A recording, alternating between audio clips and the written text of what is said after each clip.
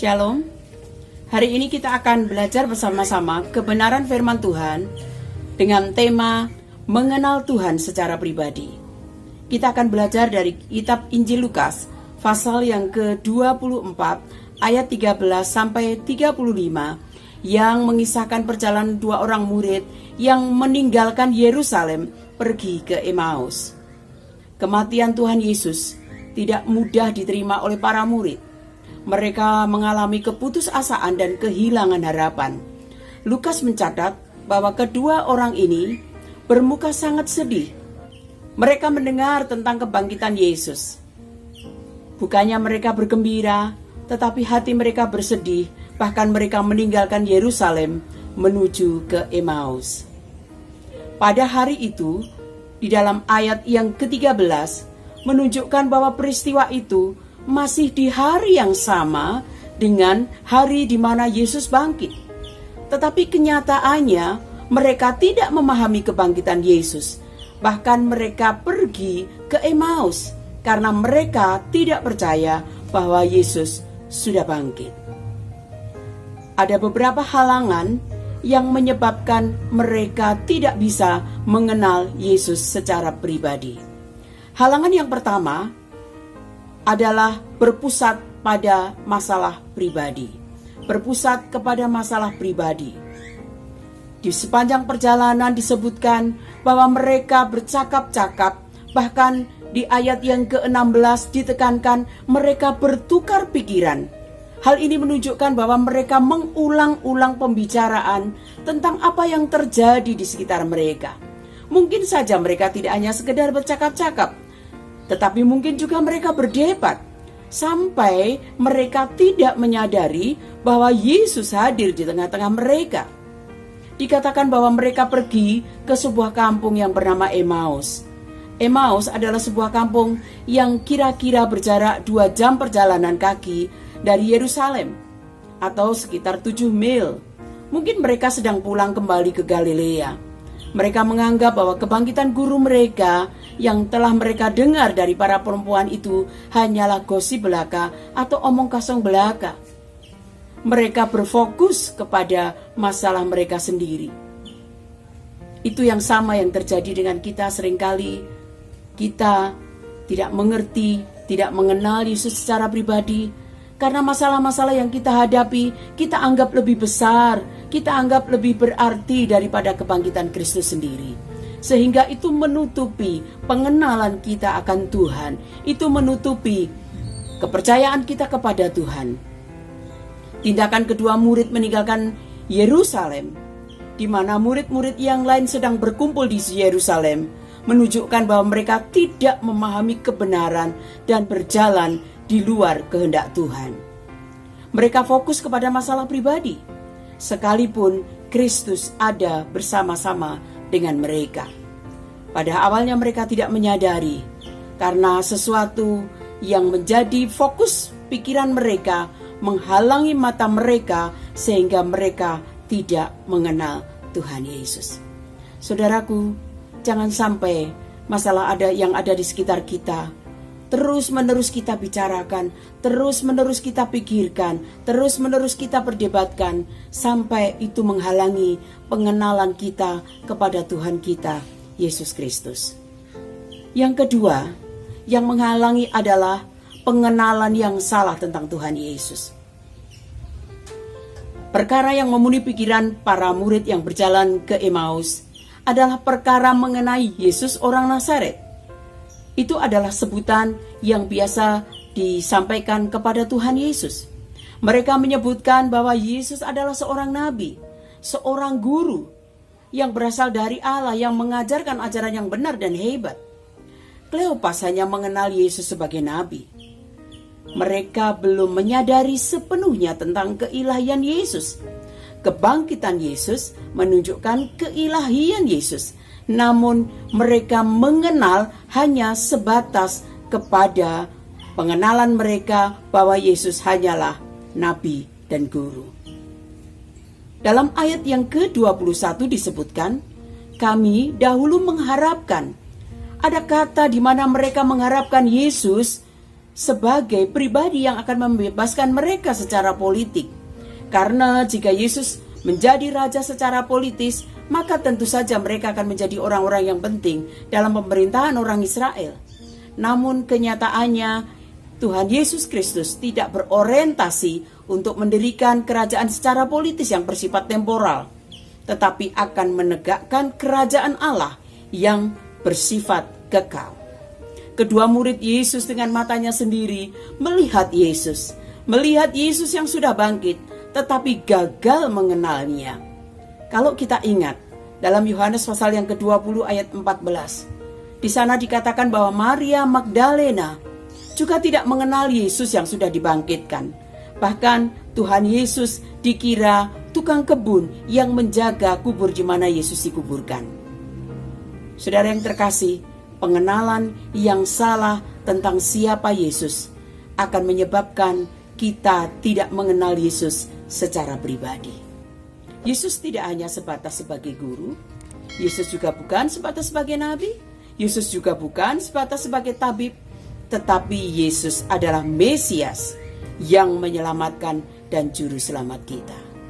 Bagaimana cara kita mengenal Yesus secara pribadi? Yang pertama, ingatlah akan firman Tuhan. Ingatlah akan firman Tuhan. Lukas pasal 24 3 kali menyebutkan tentang pentingnya Yesus menjelaskan kitab suci. Kalau kita lihat di dalam Lukas 24 ayat yang ke-27, kemudian ayat yang ke-32 dan ayat yang ke-44, kita akan melihat bahwa 3 kali ditekankan pentingnya Yesus menjelaskan arti dari kitab suci itu sendiri. Dan ayat yang ke-27 menyebutkan begini, lalu ia menjelaskan kepada mereka apa yang tertulis tentang dia dalam seluruh kitab suci, mulai dari kitab-kitab Musa dan segala kitab nabi-nabi. Dapat dilihat bahwa setelah kebangkitan Yesus, walaupun Yesus menampakkan diri berulang kali kepada banyak orang, Lukas menekankan yang paling penting adalah bagaimana melalui tulisan kitab suci memahami penderitaan Yesus dan kebangkitannya. Memahami firman adalah prioritas yang utama. Jelaslah bahwa pemahaman atas kebenaran kitab suci, bagaimana diperbaharui melalui kitab suci, adalah prioritas yang utama dalam menjadi saksi Kristus atas kebangkitannya. Tuhan Yesus menerangkan bagian-bagian dalam perjanjian lama kepada mereka, yaitu menerangkan bahwa Mesias dan menunjukkan bagaimana firman tersebut telah tergenapi dalam diri Yesus orang Nazaret itu, dan kini dapat memberitahu mereka lebih banyak dari apa yang mereka tahu tentang siapa Yesus. Tuhan Yesus menjelaskan kepada kedua murid itu dimulai dari kitab Musa, yang merupakan kitab pertama di dalam perjanjian lama, kemudian terus berlanjut berurutan sampai kepada kitab para nabi, menjelaskan tentang apa yang tertulis tentang Yesus Kristus. Kedua murid tersebut ternyata lamban dalam memahami firman Tuhan, sehingga akhirnya teguran keras pun terlontar dari Tuhan Yesus. Tuhan Yesus berkata dalam ayat yang ke-25, hai kamu orang bodoh, betapa lambannya hatimu, sehingga kamu tidak percaya segala sesuatu yang telah dikatakan para nabi. Bukankah Mesias harus menderita semuanya itu untuk masuk ke dalam kemuliaannya? Mereka lebih dulu mengandalkan pemikiran mereka di dalam ayat yang ke-21. Kemudian mereka juga lebih mengandalkan kepada indera mereka dalam ayat yang ke-24. Karena mereka belum melihat kebangkitan Kristus, daripada mereka percaya apa yang dikatakan oleh kitab suci. Tuhan menyebut mereka dengan istilah bodoh dan lamban hati. Saudara yang dikasihi Tuhan, ingatlah akan selalu firman Tuhan, supaya kita tidak menjadi sedih seperti Kleopas. Dan tentunya pikiran kita tidak hanya berfokus kepada masalah-masalah yang kita hadapi, tetapi kepada firman Tuhan, kepada apa yang dikatakan Alkitab tentang Yesus Kristus. Yesus Kristus yang adalah Mesias, yang bangkit, yang akan menebus kita sekalian. Maka itu akan membangkitkan semangat kita dan sukacita kita. Bacalah terus firman Tuhan, sehingga kita memahami apa yang dikatakan firman Tuhan, dan kita tidak salah dalam memahami firman Tuhan. Yang kedua, fokus pada pribadi Yesus. Untuk mengenal Yesus secara pribadi, maka kita harus fokus kepada pribadi Yesus. Dalam ayat yang ke-15, Yesus sendiri datang untuk menggabungkan diri dengan mereka dalam perjalanan ke Emmaus. Sekalipun Kristus ada bersama-sama dengan mereka, pada awalnya mereka tidak menyadari hal itu, sebagaimana tertulis dalam ayat yang ke-16. Dikatakan ada sesuatu yang menghalangi mata mereka, sehingga mereka tidak dapat mengenal Dia. Ayat yang ke-27 dan 30 disebutkan bahwa Tuhan Yesus menyatakan pribadinya kepada mereka sebagai Mesias. Kemudian melalui penjelasan firman Tuhan dan melalui tindakannya yang mengucapkan berkat atas roti yang akan dimakan, menunjukkan bahwa Tuhan Yesus adalah Tuhan yang menyatakan diri secara pribadi kepada para murid. Karena tidak mungkin seseorang dapat mengenal Kristus kalau bukan Kristus sendiri yang mengungkapkan secara pribadi kepadanya. Mereka sulit mempercayai perkataan para nabi tentang Mesias yang menderita. Bukankah Mesias harus menderita semuanya dan masuk dalam kemuliaan? Sebagaimana tertulis dalam Yesaya 53 dan Daniel pasal 9. Di mana para nabi dengan jelas memaparkan penderitaan Kristus dan kemuliaan yang akan mengikutinya. Kenapa begitu? Karena mereka telah memiliki gambaran mereka sendiri tentang Yesus Kristus. Mereka tidak fokus kepada pribadi Yesus, tetapi lebih fokus kepada gambaran mereka sendiri tentang siapa Yesus. Mereka seolah-olah ingin membiarkan perkataan para nabi mengacaukan gambaran apa yang telah ada dalam benak mereka sebelumnya. Yesus bukan hanya sekedar nabi, namun Dia adalah Mesias. Saudaraku, mari kita fokus kepada Yesus adalah Mesias Juru Selamat kita. Jangan kita memiliki gambaran pribadi yang membuat kita bergeser dari fokus kita kepada pribadi Kristus. Pengenalan akan Yesus dimulai ketika seorang mengambil keputusan untuk menerima Yesus secara pribadi di dalam kehidupannya. Yang ketiga, mengundang Yesus. Ayat 28-32 menceritakan bagaimana Yesus berbuat seolah-olah hendak meneruskan perjalanannya ketika hampir sampai di Emmaus. Tetapi kedua murid mendesak agar ia tinggal bersama dengan mereka, dan akhirnya Yesus pun bersedia. Dan malam itu merupakan malam yang penuh berkat, karena Yesus mencelikkan mata hati mereka yang buta. Iman mereka kembali bangkit dan berkobar-kobar karena Yesus memberkati mereka. Jika ingin segala sesuatu dalam hidup kita ini diberkati, apakah itu keluarga kita, usaha kita, pekerjaan kita, pelayanan kita, dan apapun itu, mari kita undang Yesus. Mari kita mendesak Yesus agar Yesus selalu bersama-sama dengan kita. Kita harus selalu mengundang Dia hadir dalam segala bidang kehidupan kita, sehingga kerajaan Allah itu sungguh nyata di dalam kehidupan kita. Semuanya itu terjadi karena adanya kuasa Allah yang bekerja pada kita, sehingga mengimani apa yang kita lihat, apa yang kita dengar tentang siapa Yesus, waktu kita mengundang Yesus menjadi Tuhan dan Juru Selamat di dalam kehidupan kita. Saudara terkasih, Lukas menjelaskan beberapa berkat karena mereka mengenal Yesus secara pribadi.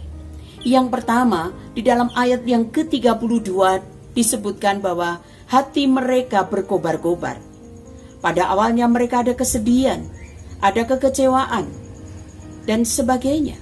Namun setelah mereka mengenal Allah, mereka memiliki semangat yang berkobar-kobar.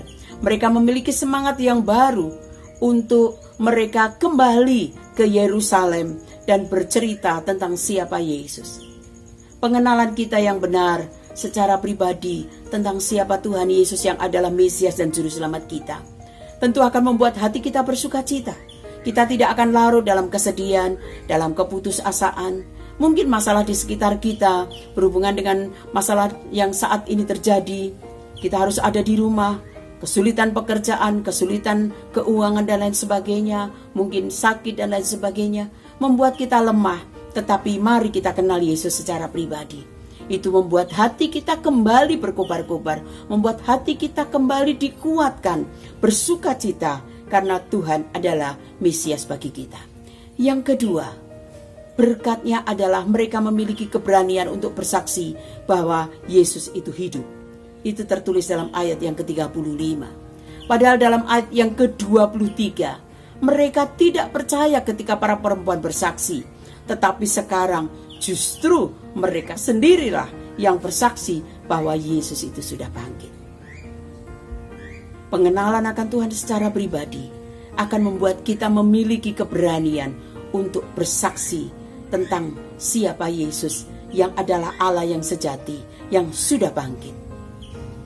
Saudara, yang ketiga, berkat pengenalan kita secara pribadi kepada Tuhan Yesus adalah ayat yang ke-33 dikatakan, bangunlah mereka. Perjumpaan mereka dengan Tuhan Yesus sungguh menakjubkan, sehingga mereka tidak sabar menunggu hingga pagi hari. Dikatakan dalam ayat yang ke-33, bangunlah mereka dan langsung kembali ke Yerusalem untuk menceritakan pengalaman mereka kepada para murid yang lain. Semangat yang berkobar, antusias untuk kembali ke Yerusalem mengabarkan kebangkitan Kristus merupakan berkat dari pengenalan kita yang benar secara pribadi kepada Tuhan Yesus. Saudaraku yang dikasihi Tuhan, sebagai penutup, pengenalan akan Yesus merupakan kunci kehidupan yang diberkati.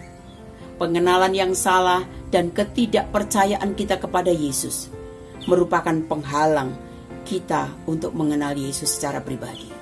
Pengenalan akan Yesus dimulai ketika seorang mengambil keputusan untuk menerima Kristus secara pribadi dalam hidupnya. Karena mengenal Dia secara pribadi, maka kita akan memiliki hati yang berkobar-kobar dan keberanian untuk bersaksi tentang karya Kristus dalam kehidupan kita. Tuhan Yesus sudah berinisiatif memberikan dirinya kepada kita untuk dikenal oleh kita. Itu adalah anugerah yang patut kita syukuri. Dan pemahaman yang benar akan Tuhan secara pribadi memang akan mempengaruhi cara pandang dan sikap kita, sehingga kita adalah orang-orang yang berani menjadi saksi Kristus sampai kepada akhir zaman. Tuhan memberkati.